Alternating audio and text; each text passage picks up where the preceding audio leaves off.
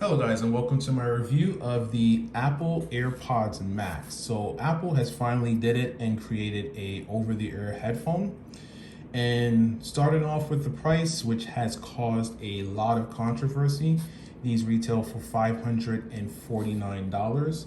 Now, to a lot of people, they're not aware that there are headphones out there that easily cost this much and a lot more. The most that I've seen was the second edition of the Sennheiser Orpheus, which is around $55,000 for the whole headphone system. So $550 is a lot to the general public because they're used to seeing, headphones like the AirPods, the Sonys, the Bose, Beats, and stuff of that nature for about $300 or so in terms of the premium level. So Apple, being as large of a company as they are, when they announce this headphones, it's going to have a lot of exposure. So there's people out there completely flabbergasted by the price tag of these.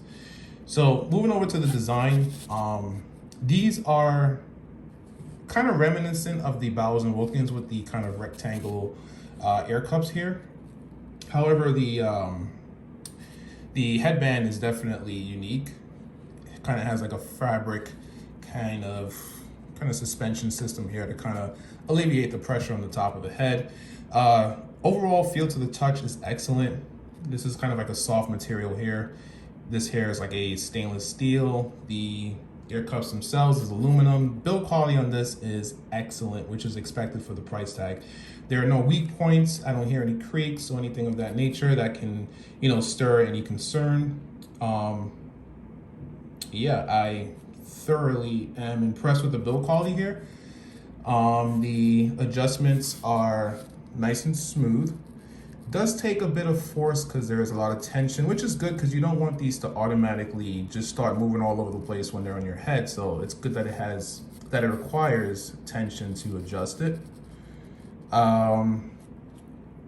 Comfort is also pretty good. I was concerned about the all metal build because typically headphones are built primarily of plastic to allow for a more comfortable fit because plastic is lighter than metal.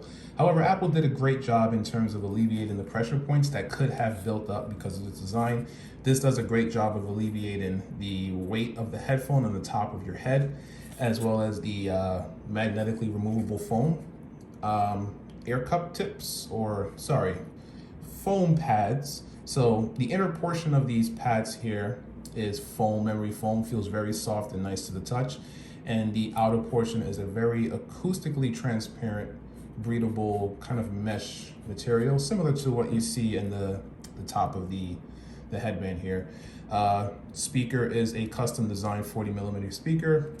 And just like I said before with the Bowers and Wilkins reminiscent of the design, these ear cups also detach just like the Bowers and Wilkins headphones do. So this should increase the longevity of the headphones. So if the ear pads do get worn out, it's easy to replace them like that. Yeah, comfort wise, I have really no complaints, but it will depend on your head in terms of how much it agrees with the way these fit. But for me, these are great comfort wise. So moving over to the battery life, these are rated at 20 hours. Typically, Apple does undercut their estimates, so I will basically say that these will last easily 20 hours. There is a controversy in terms of there's no power button on this headphone. It literally only has two buttons. You have this kind of digital crown here, which will control the volume when you spin it. You can also adjust whether it's counterclockwise or clockwise in which way you want the volume to be controlled.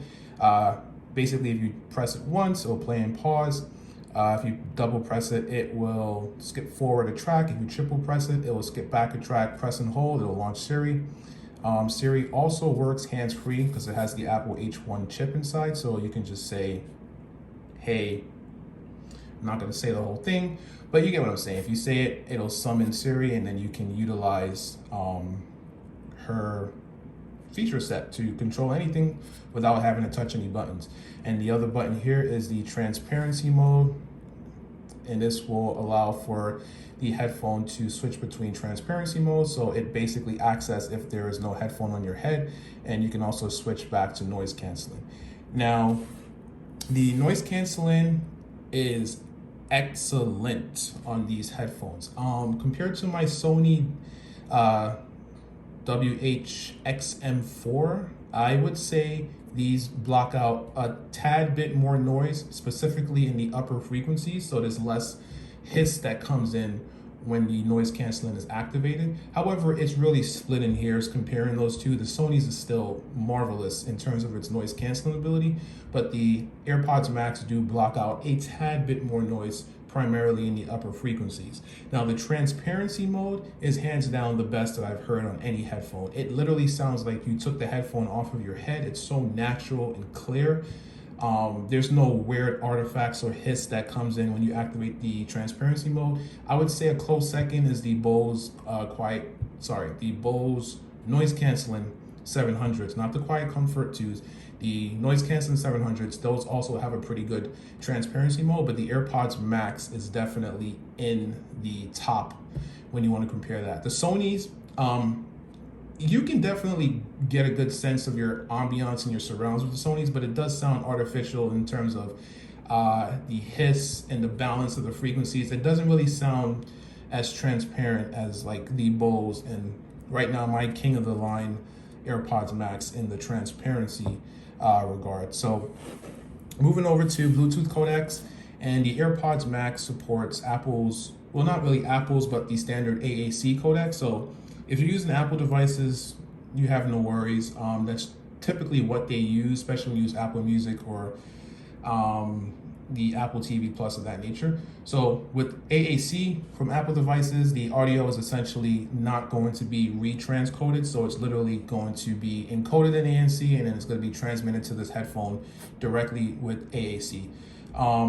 There's no aptX support or aptX HD or LDAC, but however, scientifically speaking, you're not really going to hear any differences in the transcoding processes between those higher bitrate codecs. It's kind of hard to explain in the video, but AAC definitely is adequate when it comes to Apple devices. However, there have been studies with Android devices, depending on how the audio codec on whatever Android version or whatever Android phone you're using can vary differently on how it handles AAC. So you may not get the best possible audio performance on your Android phone. However, with your Apple devices, you have no worries. These are going to sound sublime. Feature set on these, kind of went over them a little bit, but you have your controls here. It's 2 buttons.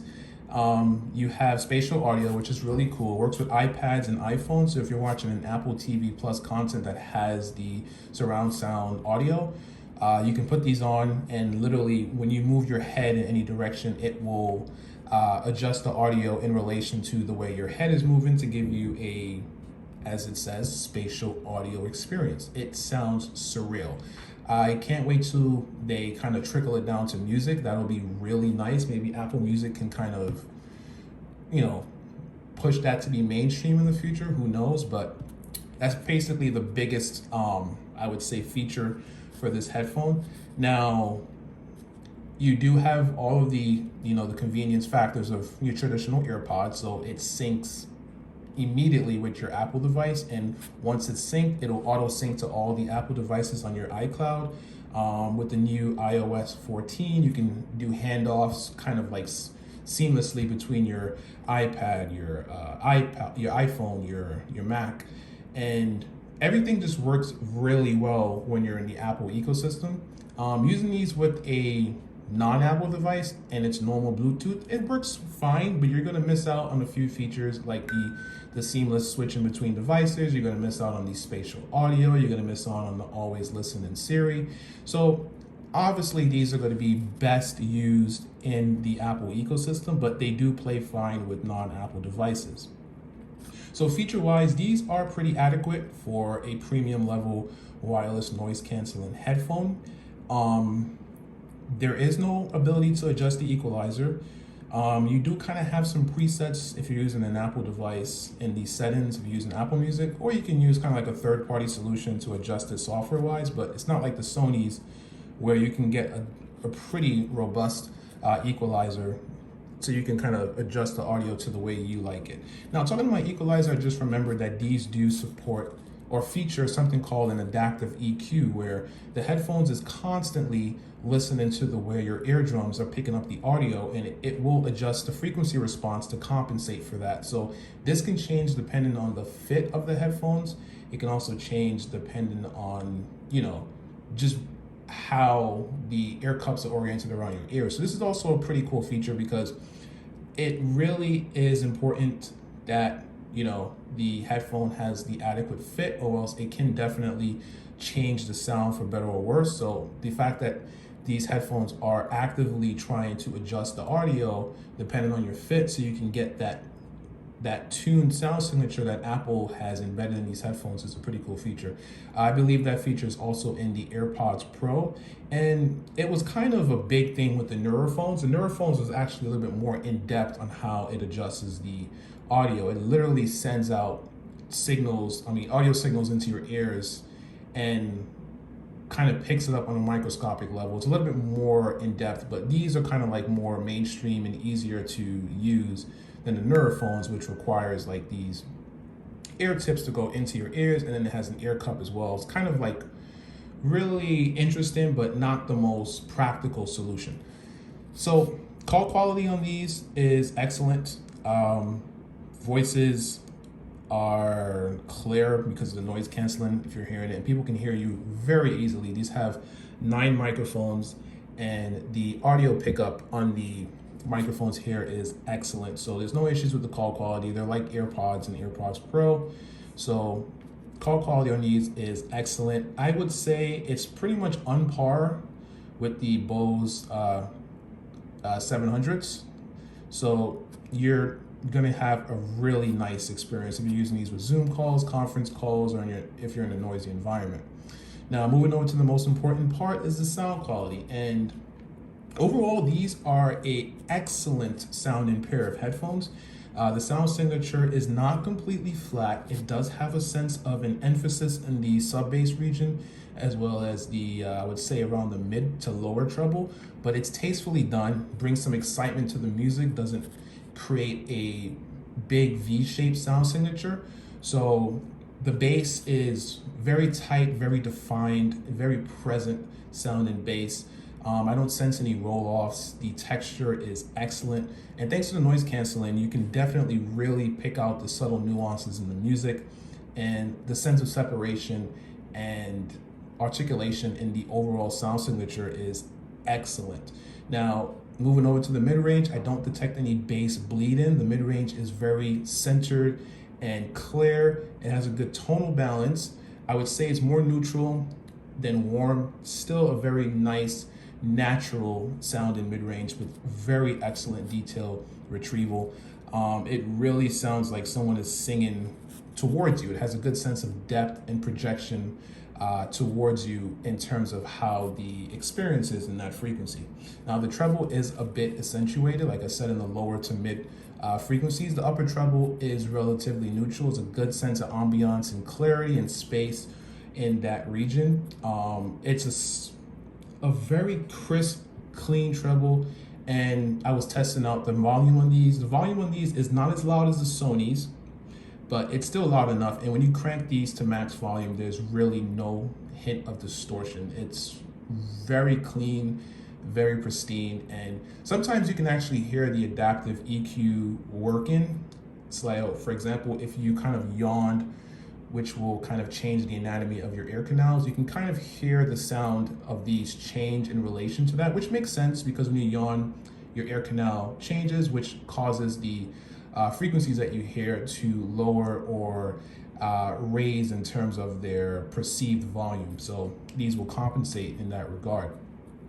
Soundstage on these is excellent, especially for a closed back headphone. It's wide, it's very well separated, doesn't sound abnormal, it sounds very natural. Imaging is excellent, very easy to pinpoint where sounds are coming from, especially when you incorporate the spatial audio, then it becomes surreal. But I can't wait till they implement that into music, if they do. But for music listening, the soundstage on these is excellent for a closed back headphone. So overall, I would say these are a excellent sounding headphone with excellent build quality, excellent call quality, excellent noise cancellation, excellent noise transparency. I mean, Apple really did it. I kind of did not want to like these headphones as much as I did. But unfortunately, I'm going to have to take that $550 hit because these are my new favorite wireless noise canceling headphones. And it's icing on the cake that these work so well with my Apple devices thanks to the Apple H1 chip. And also, one thing to note is because of the H1 chip, latency on this is non-existent. I've played games on my phone, on my iPad, and the audio sounds pretty much one-to-one, where it's no latency. So these headphones just literally tick all the boxes that I was looking for. I wanted a very nice sounding pair of headphones that also played well with my Apple devices wirelessly, and Apple has definitely delivered with these AirPods Max. So in conclusion, I highly recommend these headphones if you want the top of the line wireless noise canceling headphones that there is possibly out there to offer. And if you have Apple devices, it's going to be an even better experience. So if there's anything that I left out in this review, let me show you the one abomination of this headphone, actually.